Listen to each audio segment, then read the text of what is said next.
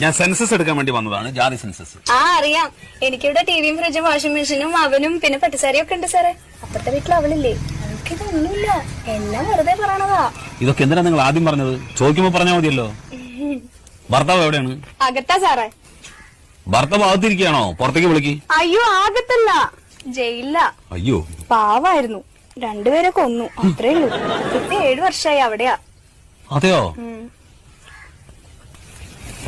ഈ വീട്ടില് നിങ്ങൾ ഒറ്റയ്ക്കാ താമസം? ഏയ്, എന്റെ മോനുണ്ട്. അവനിപ്പോ 4 വയസ്സായി. ഭർത്താവ് 7 വർഷമായിട്ട് ജയിലിലാ പറഞ്ഞു, കുട്ടിക്ക് 4 വയസ്സ്. അതെങ്ങനെ സംഭവിച്ചു? അതാളെ ഇടയ്ക്കിടയ്ക്ക് കരോളിന് വരുവേ. കരോളോ? ഈ ജയിലിൽ നിന്ന് ഇടയ്ക്കിടയ്ക്ക് വിടില്ലേ പുറത്തേക്ക്, കരോള്. പരോള്? ചില സ്ഥലത്ത് അങ്ങനെയും പറയും.